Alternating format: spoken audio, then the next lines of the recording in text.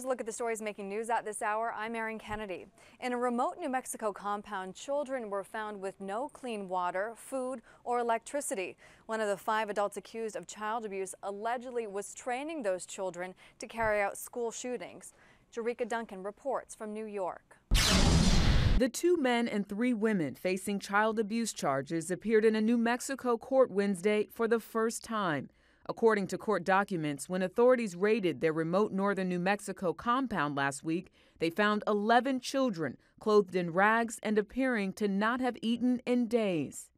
Authorities had been searching for one of the suspects, Siraj Abin Wahaj. He's believed to have kidnapped his then 3-year-old son, Abdul Ghani Wahaj, from Georgia back in December. In a Facebook video in January, Abdul's mother pleaded for her son's safe return. He's sick.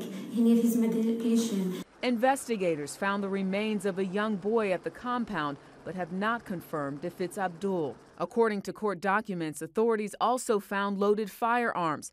Prosecutors say one of the children told their foster parent Wahaj had trained them in the use of an assault rifle in preparation for future school shootings. There was a shooting range built on the west side of the property. Gerard Jabril Abdulwali is the father of one of the other suspects, Lucas Morton. They were peaceful, 5 peaceful adult settlers, trying to homestead and make a better life for themselves. But they just went about it the wrong way. All 5 adults pleaded not guilty. Wahaj was denied bail, although his lawyer told the Associated Press the school shooting training allegation lacked explanation from prosecutors. Wahaj's father is a controversial imam in New York City. He was alleged to be a possible co-conspirator in the 1993 World Trade bombing, but he was never charged. Jerika Duncan, CBS News, New York. And now here's a look at your weather with meteorologist Megan Glera. Hey there, everybody. Heat and humidity building today. We're going to get up to around 90, plus add to that humidity, and that's going to feel very tropical by Chicago standards. A lot of oppressive kind of air out there for us today.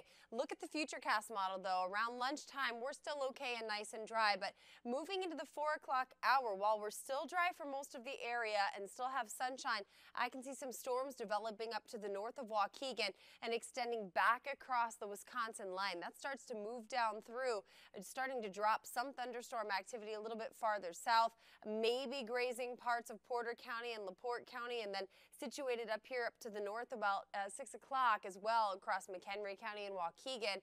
We begin to watch as that kind of dies out a little bit as the sun sets. At 9 o'clock, we may still have some thunderstorms out there, but less intensity to it, and that's the way we'll kind of wrap that up. So prior to sunset is our best chance for thunderstorms, and it looks like it's more likely farther north across my Illinois counties and maybe a touch out to the east as the front drops through. We do have a marginal risk of severe storms out there for you today too, and it's a green shaded area.